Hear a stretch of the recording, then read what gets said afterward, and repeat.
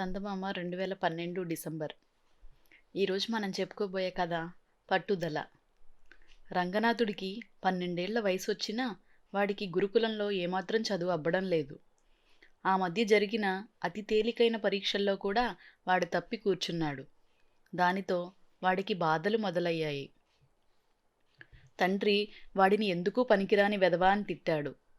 ఇదివరకు తను ఏది కోరితే అది వండిపెట్టే తల్లి ఇప్పుడు వేళకు అన్నం కూడా సరిగా పెట్టడం లేదు. ఇదంతా రంగనాథుడికి చాలా బాధ కలిగించింది. కానీ తిరిగి పరీక్షకు తయారవ్వాలంటే చిరాకు విసుగు కలుగుతున్నది. ఒకరోజు వాడు దిగులుగా ఇంటి అరుగు మీద కూర్చున్నాడు. క్రితం రోజు మిత్రులతో కలిసి ఆడుకుంటూ ఉంటే రాయి తగిలి వాడి కుడికాలు బొటనవేలికి చిన్న గాయమైంది.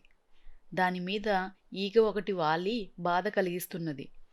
దాన్ని ఎంత తోలినా పోయినట్టే పోయి తిరిగి వస్తున్నది. దానితో వాడు పట్టరాని కోపంతో ఛీ ముదనష్టపు దానా అంటూ అరిచాడు. ఆ సమయంలో వీధిన పోతున్న ముకుందం అనే అధ్యాపకుడు రంగనాథుడి అరుపు విని వాణ్ణి అడిగి సంగతి తెలుసుకుని, చూడు రంగా, అల్పజీవి అయిన ఒక చిన్న ఈగకే తనకు కావలసిన దానిపై అంత పట్టుదల ఉంటే అన్ని జీవుల కంటే తెలివైన శక్తి కలిగిన మనిషికెంత పట్టుదల ఉండాలో చెప్పు అన్నాడు. ఆ మాటలు వింటూనే రంగనాథుడు ఆలోచనలో పడ్డాడు. అంతే, ఆ రోజు నుంచి మనసు లగ్నం చేసి పట్టుదలతో చదివాడు.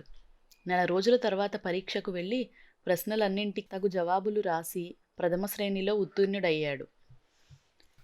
ఇదండి రంగనాథుడి పట్టుదల. ఈ కథ మీకు నచ్చిందా?